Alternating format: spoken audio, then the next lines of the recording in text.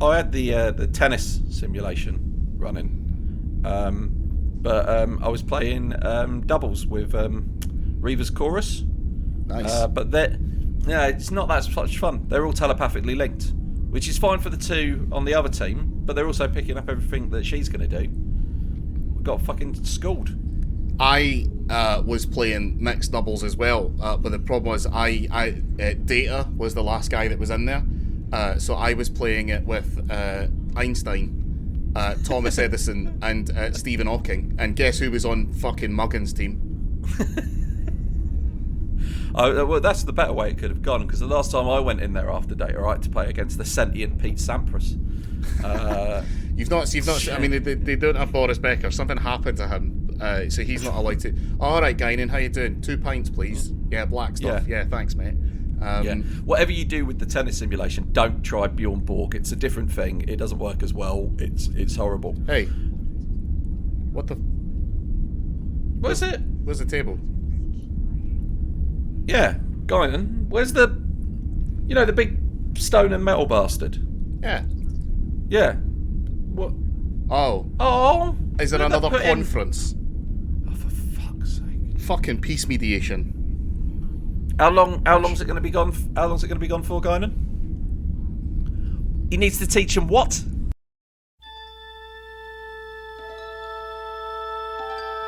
Podcasts.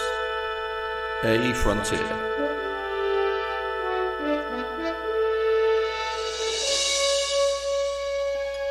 These are the voyages of Mark and Eddie. Our ongoing mission, to explore strange new episodes, to seek out new jokes and new references, to split infinitives that no one has split before.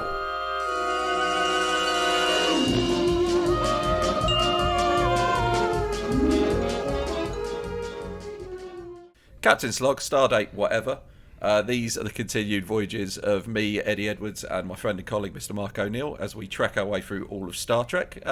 Anyway, Mark, how you been? How you doing? Are you well? Yeah, I'm pretty great. I've just had a wee nap.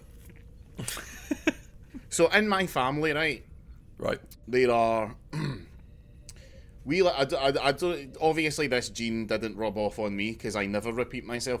But we love to tell the same stories over and over and over again for fucking years, right? And, like, the most insignificant thing will happen, and it will get brought up at every family party, basically forever, right? Yep. And you can time how drunk everyone is getting at a family party based on what particular story is being told at that exact time, right? It will be, remember that time that Mark almost went into the women's toilets in Florida? I didn't actually go in. I noticed I was about to go in and stopped. And that was in 2004. And it's that's like a top 5 story. That's a story of you literally taking 2 steps in the wrong direction, I would imagine. Yeah.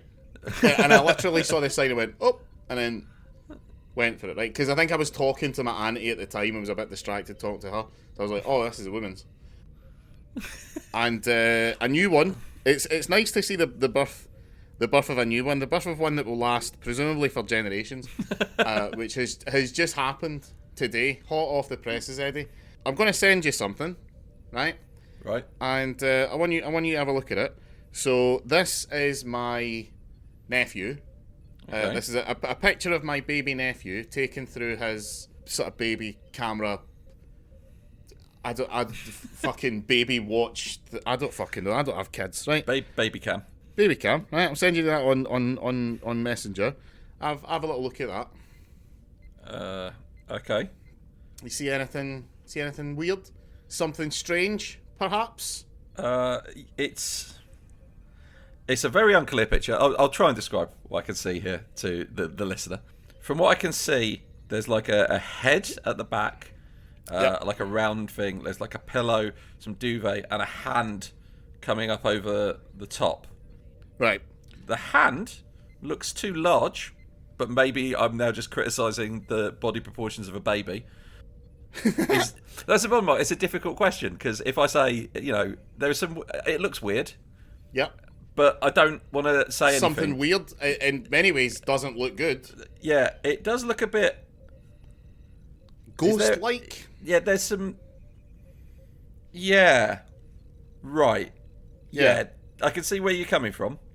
So basically, to truly describe what this picture looks like, there's a picture of a baby in a crib, and the folds on the blanket give the optical illusion that there is a hand hugging this baby. Yeah, that's. Right? I mean, because that's the thing, is there's no colour. I feel that needs to be pointed out. There's no colour. This is like a bluish tone. Yeah, which, as we all know, is the colour of ghosts. I'll give you that. There is no ghost in that photograph. Whoa, back up. That we know of. Because ghosts don't exist. That was sent to my personal family WhatsApp, like my personal family unit, right? And I've had to all of my. That's clearly just an optical illusion. Yep. I've had to get all of that chat out against, and I do feel sad, right? Because in a way, I want my mum to be able to enjoy this, to think that there's a ghost. It's like essentially uninvitedly hugging a child. Like, it hasn't been invited, I imagine. Yeah, you're the same as me though. It's the same attitude, which is I am at heart a skeptic and a rationalist. I don't believe in the supernatural, and I think you'd agree with me. You're in a similar boat, but both of us have the position, which is, God, I'd love to be wrong. Like, if somebody brought me incontrovertible proof of like fucking Bigfoot or the supernatural, that's it. That's my life out. Like, my normal life is done. I'm a Bigfoot hunter now. That's that's I've said it multiple times on this podcast. When Laura and I have kids, I will be the one that will believe them. Like, as soon as one of my kids is like, "There's definitely a monster under my bed," and Laura's like, "Fuck off, back to bed," I'll be like, "Whoa, hold on, honey. Let's not get too hasty. Let's at least have a look under the bed." Yeah, right? let's at least confirm and verify. Like, you know, I'm not. Look, here's the thing. I don't think werewolves are real. But if they are real, I want to be a werewolf.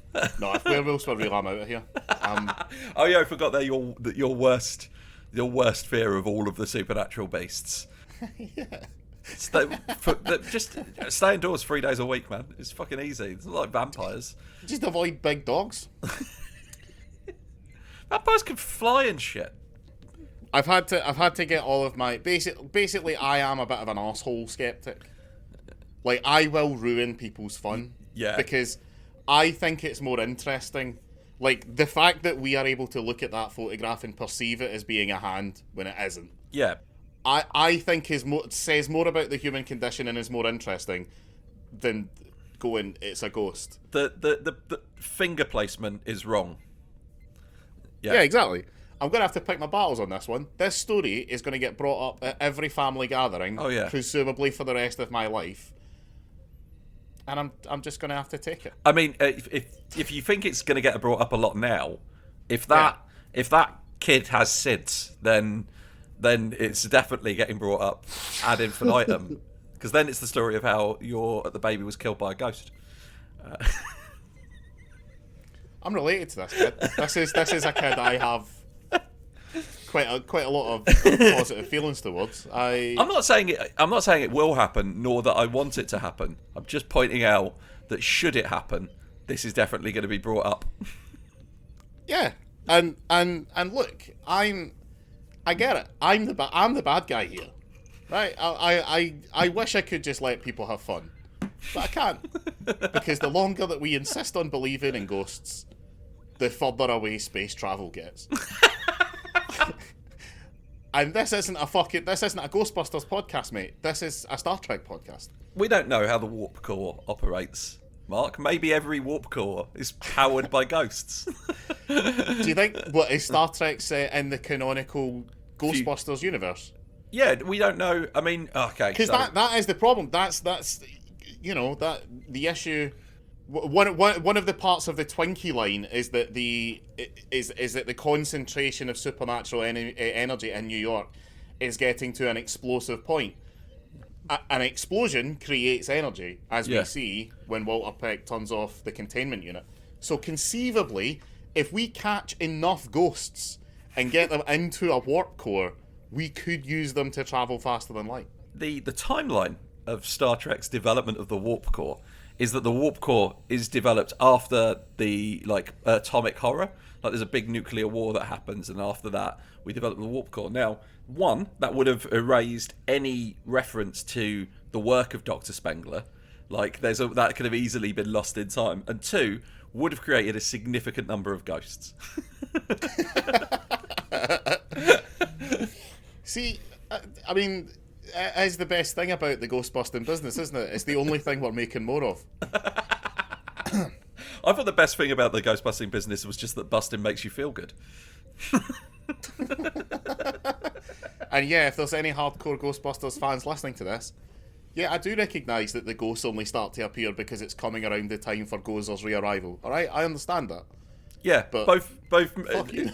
Well, I don't think we've discussed this on the podcast, but both me and Mark are personally of the opinion that there's only actually one significant supernatural threat in the Ghostbusters universe. It is Gozer, and it's Gozer's and that's why it's acceptable that is the plotline in Ghostbusters Afterlife. There's other problems with Ghostbusters Afterlife, but that's not one of them.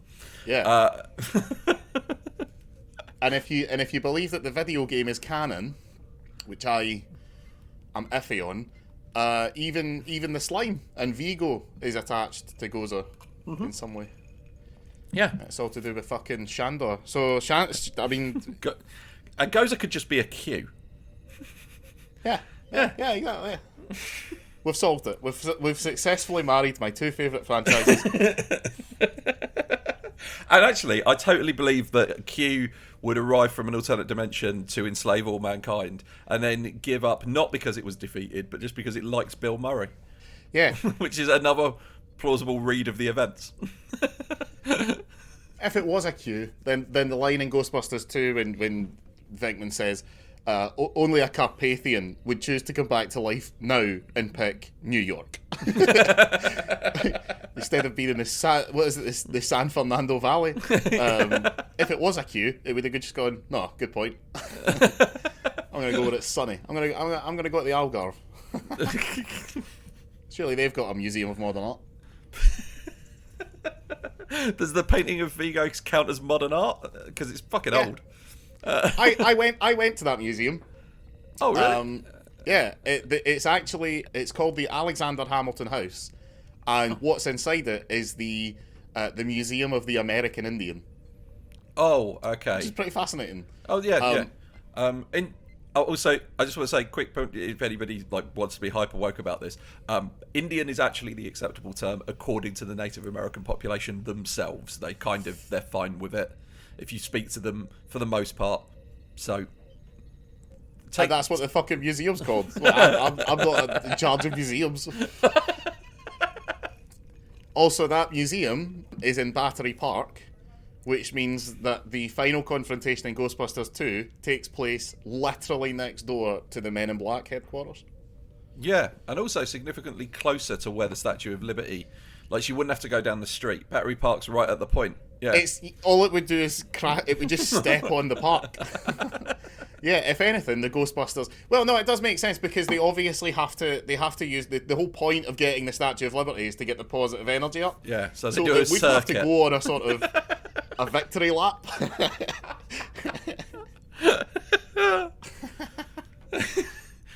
That's I mean, to be fair, this is danger of doing the thing that we always worry our Star Trek podcast will do, which is just turn into a Ghostbusters podcast. So we should. And also sorry, just to get over it, because I thought this is pretty incredible.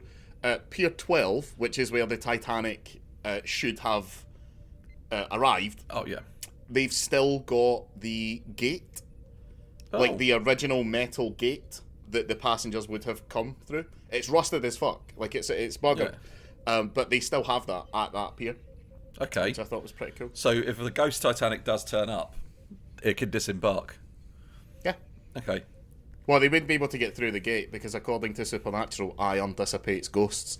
Yeah. So imagine if you were a Titanic ghost and the rules of ghosts are that you haunt where you die. All of these ghosts have spent fucking nearly over 100 years... 110 years underwater. Finally, someone dredges it up, brings it to New York. You're like, my God, I'm finally finishing this journey after over a century. I finally made it to live the immigrant dream in America. And you get there, and there's a literal and metaphorical gateway stopping you from entering that country, which I think says more about American immigration policy than the makers of Ghostbusters perhaps wanted to say. Oh, but then surely that falls apart though, because if iron dissipates ghosts and therefore you can't get through, they wouldn't be allowed. They can't have ghosts on the Titanic because that's what it's made of. That means all the ghosts must just be in the freezing water. Fucking hell, that's miserable. They should walk. Yeah. Pull out your fingers, lads. Yeah, we've had a long time. You should have made landfall by now, for fuck's sake. Yeah, let's find out. How long does it take to walk the length of the Atlantic? Any ghost of the Titanic that hasn't yet made it to New York, that's on them. Yeah. Maybe they like it down there. They're trying to build a wooden ghost ship. They need not a dead trees. It is better down where it's wetter. How you doing? Yeah, I'm all right. We've restarted. Me and Emma have started watching Supernatural from the beginning, and that's a hell of a lot of fun in terms of it's that like the girlfriend Jessie who gets murdered on the ceiling is second in command on the Orville. Yep. The second episode where they hunt a Wendigo, the annoying little teenage brother, is fucking Han Solo. Yeah. And also the best character in Hail Caesar. Yeah. I've started watching it because I dropped off about season 13 and we figured we might go through it all and finally see how it ended up. Because even when Supernatural jumped the shark, it still remained very entertaining. Yeah. We're at season 5 at the moment, and we're coming up to the point where it's like we could drop off now. And just pretend that there is no more of it. Yeah. But then you miss out on a lot of like really fun, silly stuff that comes along later. Yeah. Yeah. Anyway, let's talk about Star Trek. Let's do it. 14 minutes into our Star Trek podcast. We watched Loud as a Whisper. Also, the plot of this is pretty basic, isn't it? They go get a mediator to like settle a dispute between two aliens, and he's deaf. Yeah. And he communicates telepathically. That's pretty much it. That's and it's an issues episode. So he talks through interpreters that he telepathically speaks to, and they get killed. And it's a super fun vaporization where it's like everything disappears apart from their skeletons, then their skeletons disappear, then they explode. So the birth of this episode, I did some research, is the actor who's in it, the guy who's playing the deaf character is actually a deaf actor called something. I meant to look this up, but I didn't. Yeah, his name is I think Howard Seago. And on the Wikipedia page, it was like, Howard Seago pitched the idea to the producers of doing an episode about a deaf character. Did they do it through 3 other people? Well,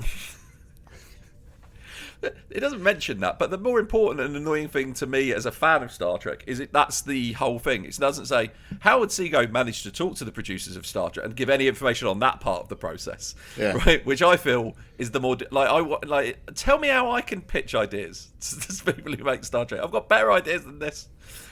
Just get deaf. Yeah, they wanted him to have to talk at the end of the episode, and then he was like, no, because apparently that's a thing. Deaf kids are forced to talk. At least were in the 80s. Yeah. And he didn't want that to be a thing. So fair play. There's as I said to you in sort of pre-chat messages, this is a very positive disability. This is a very disability positive episode. Yeah.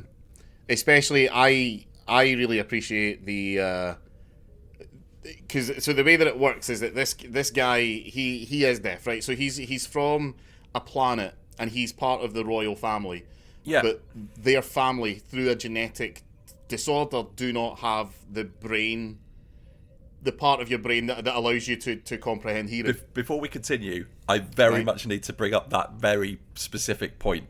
Because as they're talking about that, they say how, on your Earth, the Habsburg line had haemophilia. Yeah. And then they also specifically mention another alien race. And they go, or how the ruling family of Seagos 4 have no limbs.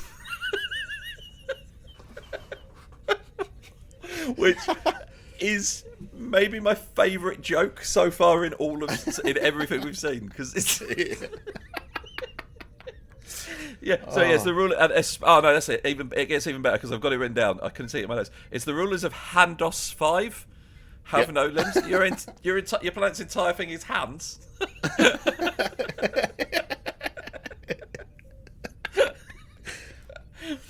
Yeah, because what they don't explain is how many limbs they don't have.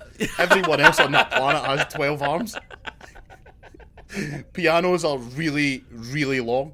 How do you get... Look, if you know anything about how monarchies are formed, right, it's through blood and violence. How do you get to that if you're basically a head on a stick that's being carried around? Like, I guess it's the same rule as you wouldn't hit a guy with glasses. They become the monarchs through everyone else gets killed, and then everyone's like, I better not kill the limbless guy. No, I've just worked it out, Mark. How do you get rid of royals? Beheading. Doesn't work if they haven't got a body. Nowhere to cut. Oh yeah, so he has just to go back to my point. There is one thing in this episode that I really liked that I feel was very positive, which is that he's one guy, he's deaf, and he telepathically communicates with 3 interpreters. And the 3 interpreters thing is really well explained. It's basically 3 parts of his personality. Like there's like a handsome guy who interprets like the passionate parts of what he's saying. There's a technical guy who's he's like a logic, like rational thinking, yeah. And then there's a woman who kind of bridges the gap between them, so that you will never misinterpret what he says based on which one of them is saying it. Yeah.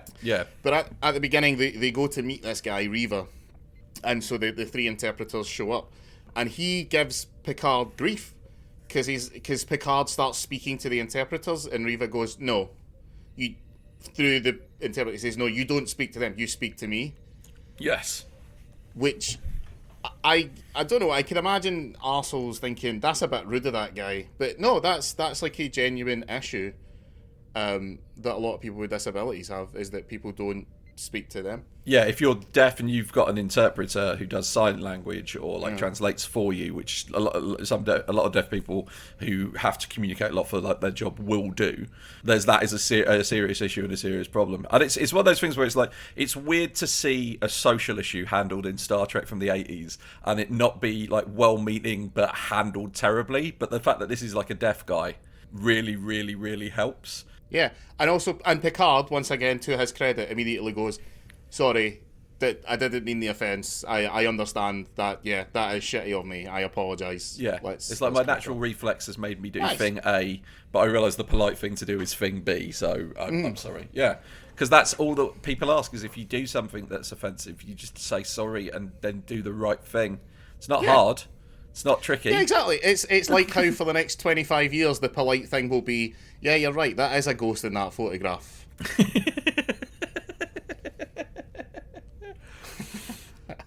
I love I've got in my notes that this black guy is like, he's the guy who negotiated the peace between the Federation and the Klingons. He's basically Space Mo Molan.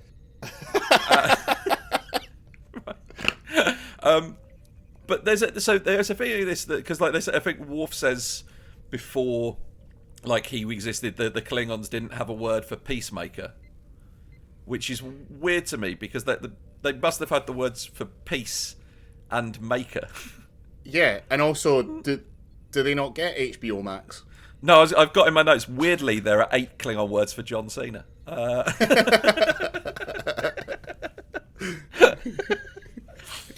And yet only 3 words for invisible.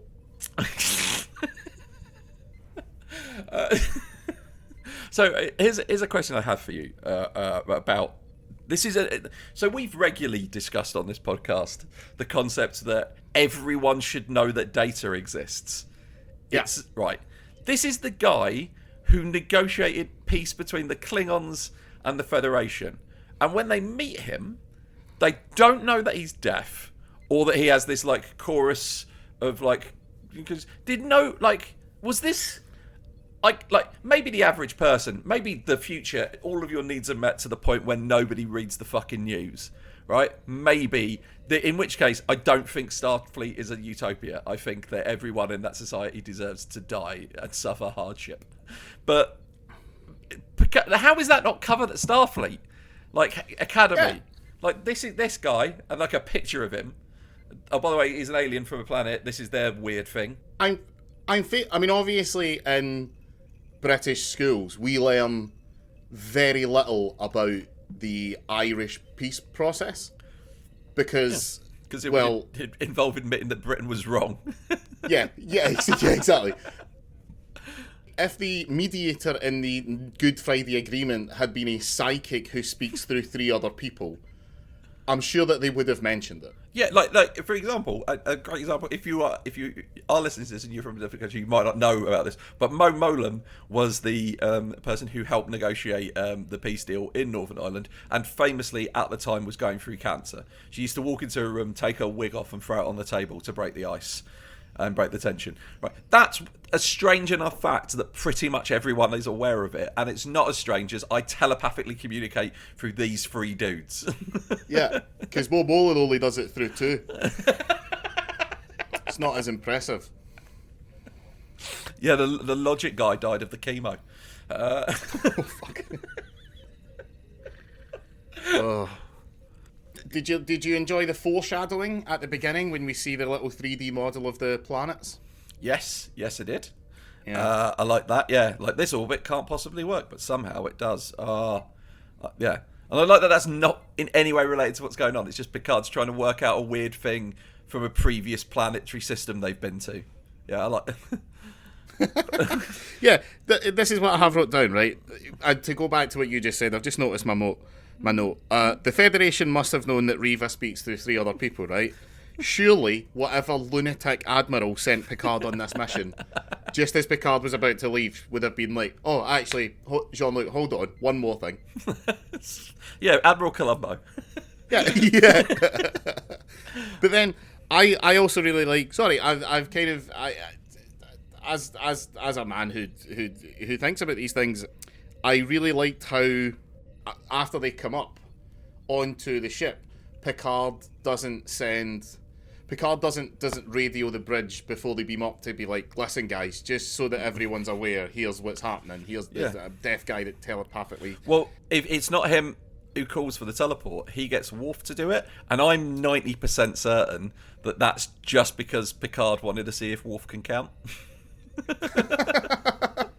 So he pops up, right? And Picard comes on, Riva comes on the bridge first, and everyone's like, what's this? And then Picard comes out and out loud says to the entire bridge crew, here's what the thing is. He's deaf and he communicates through these 3 other people. And I really like that he did that out loud. Like, It feels more respectful than just let's let everybody know in secret so that they're not awkward about it. He's worried that if he'd radioed ahead, Pulaski would have just started deleting all of the subtitles off of all of the films. Because she hates anyone who falls outside the norm. By the way, speaking of fucking Pulaski, so that we can get this out of the way, at one point near the end of this episode, Pulaski says that she can cure, quote unquote, Geordi. Like, she could potentially give him regular vision, but he'd lose 20% of what he can do right now. Yeah. And Geordi obviously says, no, that's because Riva gives him a bit of a pep talk, like, you're not weird, you're just different. And I think that Pulaski only wanted to cure Geordi so that he looks less like a robot. What you don't hear is after she says, all of that, he's like, oh, so you could cure my blindness? He goes, not only that, I could probably make you white. And he's like, what? And that what is actually because nobody's ever told Geordi that he's black. What's that Chappelle character? Clayton Bixby? Clayton Bixby. Yeah.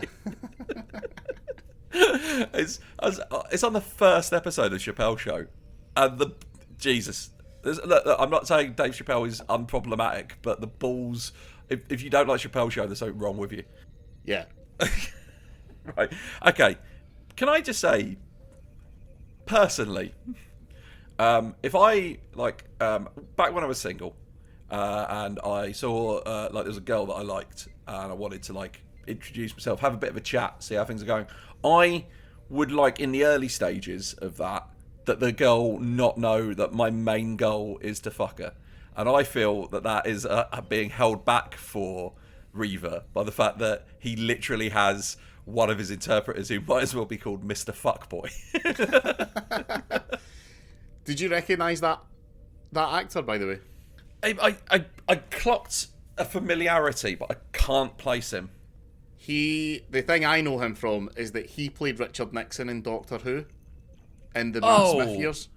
Oh, and he was also in Jonathan Creek, wasn't he? He was he was the magician who replaced Anthony Stewart Head after the first episode. Right. Yeah. That's right. Because they realised they didn't have Anthony Stewart Head money. Somebody went, actually, staging all of these elaborate murders costs a lot more money than doing your normal whodunit. So we're going to have to wind back on getting a Buffy alumni. There's a bit in this episode I love, which is there's two parts that I love. So yeah, as we have pointed out, they've been down to the planet to talk to people, and one of the people goes, no peace, and shoots Reaver's chorus, and then they beam back up, and Reaver's like, those people weren't just my chorus, they were my employees. Sorry, friends. He says friends, yep. but he's a king and he doesn't know. When that happens, he's communicating with a gestural, Troy can is kind of interpreting because she can pick up on the emotions and stuff. But he's communicating with a gestural language, and Picard literally just says to Data, "Oh, he's using some sort of sign language. I need you to go learn all sign languages." And Data's like, "Right, be back in a minute." Yeah. Right. But also he wants to tell the guy's freaking out. Obviously, he's had a big part of his identity ripped away, and Picard wants to explain to him. And we know Reaver can lip read as well, but he's trying to communicate with him, and it's clearly just Patrick Stewart trying to do the drama of the moment. But he grabs him by the head and shouts at him, "You are not alone. We can have this." And I'm just shouting's not going to help. Is that what Picard thinks death is? Have you tried listening harder? Yeah. What does he think that if he puts the hands?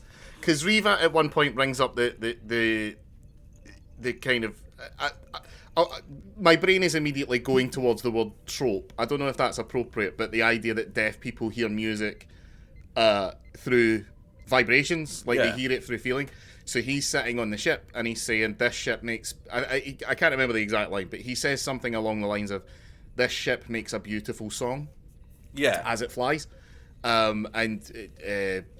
Troy, who he's obviously trying to fuck with that line, it says, "Oh, I didn't even notice." Do you think Picard just thinks, "I know how I'll get through to this guy. I'll put my hands on his head so that he can feel the vibrations of me screaming in his face"? Yeah. Yeah, and Troy's there "No, as I told you, Captain, he can read lips." Ensign Jensen gets quite a lot of stuff to do in this episode. Because when they go down to the planet, Reva says, "We need a table." Right, I love that we're in sync enough that we both pick up on stuff like this. Because I've got written down here, they need a table to negotiate at or kill Aslan on.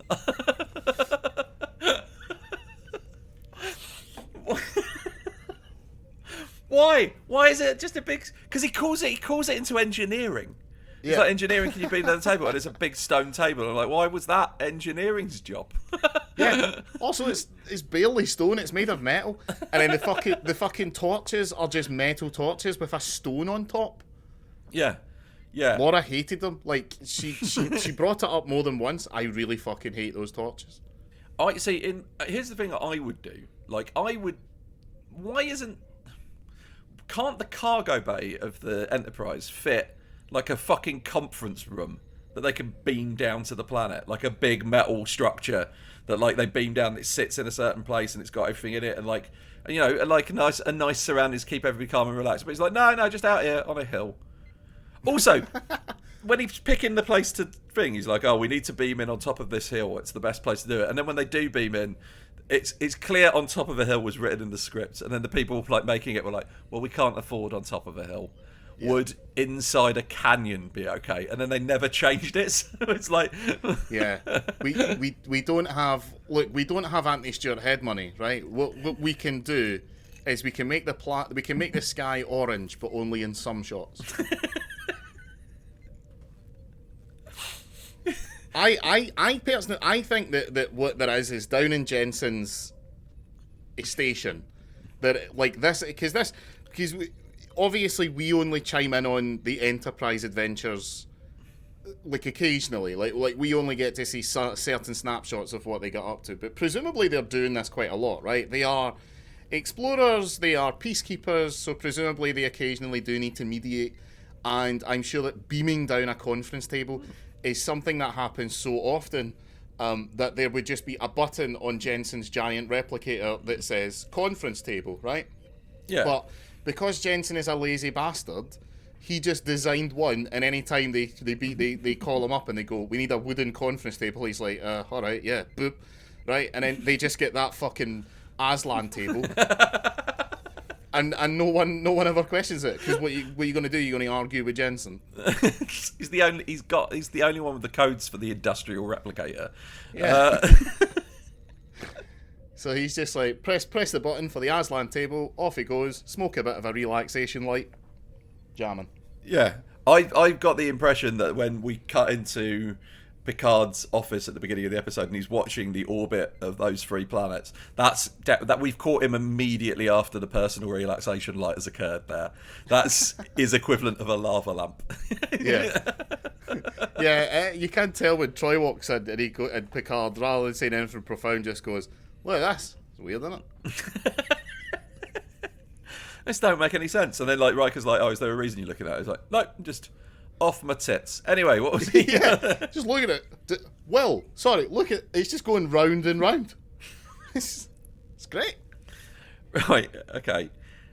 We haven't talked about like the actual idea he has. Is that the idea is like, once his chorus has been killed, he's going to beam down to the planet, and by teaching both sides to communicate with him via a sign language, they're going to learn and have a joint thing, because he's got a whole view, like he's got some really good points about like war, when he's like, they've been at war for 1500 years, it doesn't matter, like they go, do you want to read the file? He's like, it doesn't matter what it says in there, because it's going to say it's like over like land or this, and it's not, at this point it's personal. So there's no point reading that, and I was like, oh, that's a good point. I kind of like that, and I agree with that. They sort of come back to that in the first episode of Strange New Worlds. Mm-hmm. There's like a similar idea, which is quite interesting, but just with a lot more lens flare. I need to start watching Strange New Worlds. I've heard that the 4th episode is being like hailed as like one of the best Star Trek episodes in about 20 years. Nice. Yeah, it's like them fighting the Gorn in like a nebula for the entire episode, and yeah, I'm fully on board with it. I need to get on Strange New Worlds. I've heard it's great. I also like so in this episode I really enjoyed is Worf's appreciation of the tactical uses of sign language. Yeah, like when they're learning it, and he's like, "Oh, it's a type of communication that requires you to make no sound, allowing you a better chance of sneaking up on your enemy." I was like, "That's fucking brilliant!" Like, I like the idea of Worf going back and teaching the entire Klingon Empire. Like, oh, we need to learn. Everybody needs to learn sign language. Laura brought up a point about that. If the Klingons are a warrior race and they're constantly fighting with each other, the fact that they don't understand that you can communicate silently using hand signals means that they give so little of a shit about being stealthy that they've never had to figure that out. They just scream the orders at each other. They've also got invisible ships, Mark. Yeah, invisible ships are the sign language of space. What is the sign language for just shouting "Kapla" and trying to stab someone? Can you sign? It doesn't really work for the Klingons though, because you can't sign if you. A batleth is a two-handed weapon, you can't really. You go to sign and they hear a clang. Yeah, they could come up with a sort of semaphore situation using the batleth. Yeah, tie little flags on the end of your batleth. Yeah. And then 1 month out of the year you can turn it into the pride flag. But only in markets where that is going to lead to an increase on the bottom line. Like the Klingons. The Klingons. If you want to talk about a race in Star Trek that would have the Pride flag for Pride Month, it's the Ferengis. They would exactly know how to monetize social justice for their own end. We have to go. Sorry, Laura brought up. We haven't done MVP promotion demotion for a while. Okay, Troy, hands down. Troy's great. Troy's MVP, right? But we'll come back to that in a moment. I want to promote Commander Data, or Lieutenant Data, Lieutenant Commander Data, Lieutenant Commander, yeah. Because there's a really lovely moment because he goes and learns sign language so that he can understand what Riva is saying and then interpret it. Yeah. To the rest of the crew. And Riva brings up the point that we were talking about earlier. This won't work because the chorus had a very specific role. So just doing it through him doesn't convey the same message. Yeah, you get the literal text of what he's saying, but not the tone, intonation, subtext, or emotions, which Data cannot do. Yeah. So for a stretch of the episode, Data is literally just being an interpreter. And Troy comes into him with the idea, turning a disadvantage into an advantage, and that's where he gets the I don't know what the roaring fact the Ra and the Brits of that planet. If we teach them another language, they will learn to communicate. Blah blah blah blah blah. But he then says thanks to Troy, and then he says thanks to Data, which Data interprets as him just saying thanks in general, and then Data realizes that he's actually thanking him. Yeah. And Data there's a lovely little thanks, great. Yeah. I mean, it is following up from him literally saying Data is a fine machine, but a machine nonetheless. So yeah, it's mixed bag. But Pulaski's from that planet. It's I put Pulaski down for a demotion for not having a 5-minute chat with Troy beforehand and being like, I'm going to tell Geordie I can fix his blindness. Do you think he'd be into that? And I said to you in our text chat, and I genuinely am starting to believe that the Troy, the general perception among Star Trek fans that Troy is a shit character, I think is rooted in the fact that this aired in a time period where maybe the idea of what Troy was as a character was a bit ahead of its time. Because, in this episode, it's Troy who talks him round. It's not the chorus dying that's not. He's like, oh, there's no hope for peace here. They killed my chorus. It's not that. It's a crisis of confidence he's having about losing his communication method, and Troy's the one who's like, no, and uses his own words and explains and gets him and G's him up and gets him to come down, and he's essentially going to attempt to achieve peace through charades, which. I don't know if you... I mean, thank God it's not Pictionary. Someone just draws dignity. Until they take the windmill out, Mark, this is going to keep happening. Troy is absolutely MVP. As I have said on this podcast before, I've not read this anywhere. This is purely my own opinion, right? This is purely a hot take based on my... And it makes me feel old to say modernist take on Star Trek: The Next Generation. Yeah. But I think that Troy is in there, whether intentionally or not, to act as as horrible as this sounds, an autism interpreter. Yeah. Yeah. Because there's going to be a lot of people watching this whose emotion centres of their brain don't work the same way as everyone else, and maybe they can't pick up on things. But if you have a character who is able to actually voice those those things, then it makes a story deeper and more understandable. It's that annoying thing of having to say stereotypes for the most part aren't. My problem with stereotypes isn't for the most part they're not true. It's for the most part they're not useful. But and there is a certain stereotype, and I think it is worth noting, which is that people who are neurodivergent tend to like Star Trek. And you can, because it's humanity being assessed from a lot of different angles that you don't get in, like, when you get a bunch of normal people, like neurotypical people in a show talking to each other, you can't, there might not be like an approach vector for somebody who's not neurotypical. So you do get a lot of neurodivergent people who like Star Trek. It is a stereotype, but it is also a fact. And I think Troy being there as like a handy, like, emotions subtitles for is something that it's easy to sneer at. Like, we go, well, like, oh, he's acting suspicious. It's easy for us to go, what would have been nice in an episode would have been like somebody acting really suspicious and then have Troy to go, no, he's completely trustworthy. It's like, but he seems to be acting suspicious. No, that species, that's their trustworthy acting. Yeah. I guess we kind of had that in the Okana episode, didn't we? Because at no point in the Okana episode did Troy turn around and say, this guy isn't all that he seems. No, she's like we just, as people who have watched a film. As people who are at least mostly neurotypical, we obviously saw a character who is too good to be true, and we were like, well, he has to be bad. That's the rules of storytelling. Yeah. No, you can count on Troy. She's like she's like a sort of litmus test, like a sort of Geiger counter. One of those little badges that they wear when they go into radioactive ruins.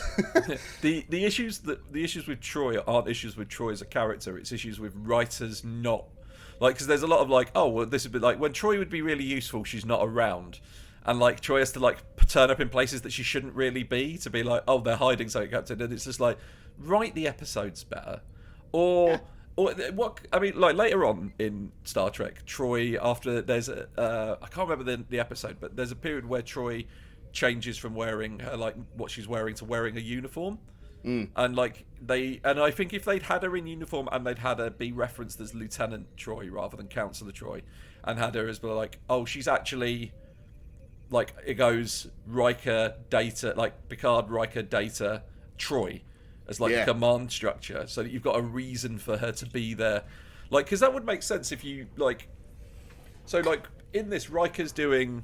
In this specific episode, we have a whole bit about Riker being like not comfortable with Picard beaming down because it's been established that's his job, so the captain is safe on the ship. Mm-hmm. And like that's the idea of like, oh no, Riker would take Data with him because Data's really, really smart, but also has a lot of physical capabilities, so they work well as a team. But the idea that like for diplomatic stuff, which is more Picard's and they bring forte, Geordie because he can tell who's a stunt double and who isn't. Yeah, he can tell when a fight's about to start. Because they've swapped out the old man for a 30-year-old. But like having like Troy as the second in command for diplomatic stuff, like having her there, like, and be an official, I think would have made it much easier to put her in the situations they wanted to put her in. But yeah, Troy's a really good, like on a rewatch, Troy's a really good character who doesn't get enough credit. Fuck the patriarchy.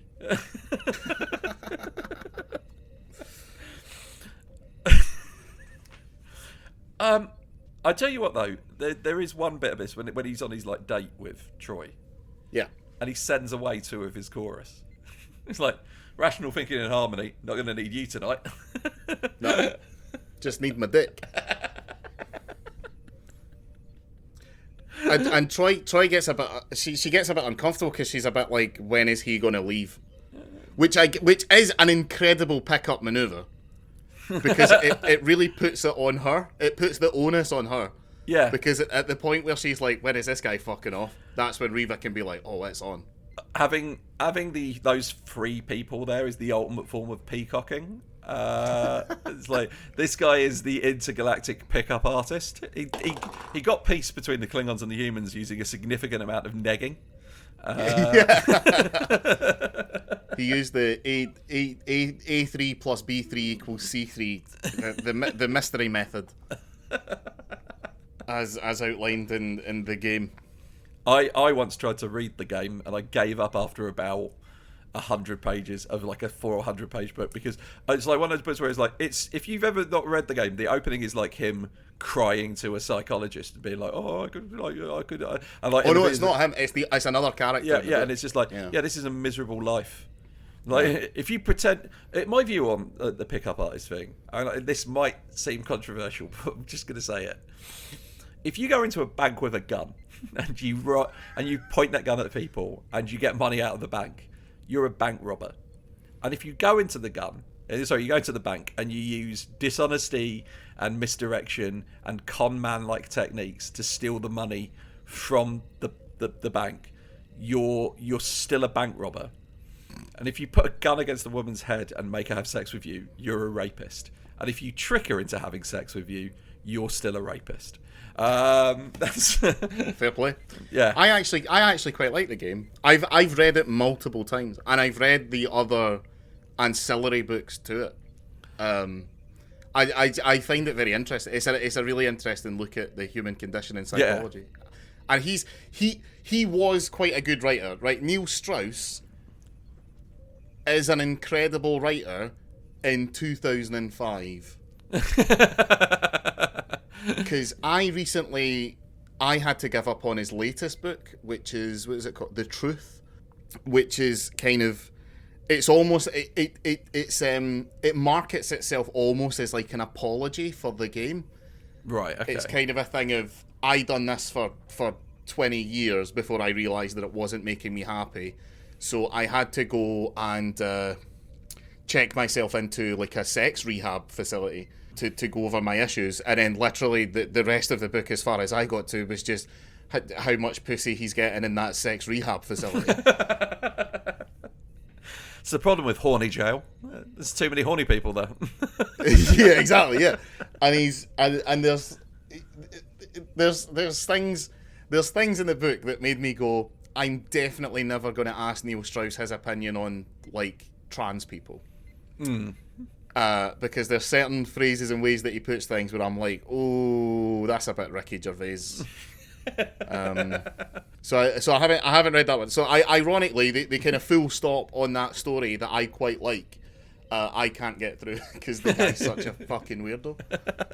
Yeah, like my thing is, I was like, the game, it's not a badly written book. It's a very well written book, but it's an insight into an area of like human psychology that I just don't. Yeah. I was like, I get if you find it fascinating, but for me, it was like it's like I'm certain there are people out there who read the diaries of like fucking serial killers, and they're like, "Oh, this is interesting and fascinating," but no, it's just not for me. It's like, yeah, and then they also go and use those techniques in bars, but to arguably worse outcomes. Oh no, there's the book I'd read. If a serial killer, like if you're on death row and you've been caught and you've not been gunned down by the police, like just write the manual. This is how you serial kill. I'll read the shit. I'm not going to do it, but I'll be fascinated in reading it. Like that's a And do you know what? Call it The Game. Because it's such a generic title that obviously they couldn't copyright that. As long as you make it the title, as long as you make the book cover different enough, there's nothing they could do about it. Well, I imagine the book cover would be very different because if it's a manual for serial killing, I imagine the book cover will be made from human skin.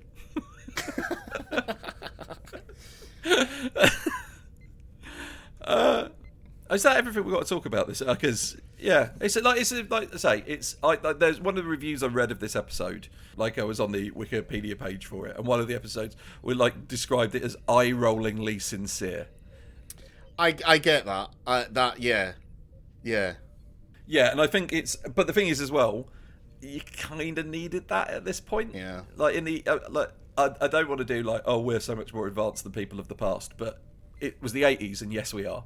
The 80s was fucking terrible. We like had all of the technology of the modern world, but no understanding of how to use it properly and respectfully. But yeah, you just kind of needed. And luckily, yeah, as I was talking about to Laura last night while we were watching Stranger Things, we're coming to the end of 80s nostalgia. Yeah, we're getting, because 90s nostalgia is now much more profitable. Yep. Yeah. So I'm looking forward to 90s nostalgia. The 90s was actually all right. But you said that the real sad thing, Mark, is that the nostalgia cycle works in such a way that in 30 years' time, we'll get people who are nostalgic for like the noughties and the tens. But the noughties and the tens was just 80s nostalgia. So Yeah, we're just there will be people who are nostalgic for TV shows about stuff that they never experienced in the first place. Yeah. I would argue though that has sort of already happened because I don't know. I'm not a nostalgia scientist, but there are things in the 80s that surely must have been nostalgic callbacks to something else. Yeah. And so that must have been the case there, and that's why, like, when my granddad was probably moaning about this in the early 2000s, and I wasn't fucking listening, but I'm sure that he likely had a point about it. Yeah. So I think the nostalgia cycle will be fine, because you know what? See, by the time it gets to its second run through, we'll be dead. Yay! It's always something to look forward to. Anyway, thanks for listening. Oh, thanks, aye. Cheers. Yeah. Bye. Bye.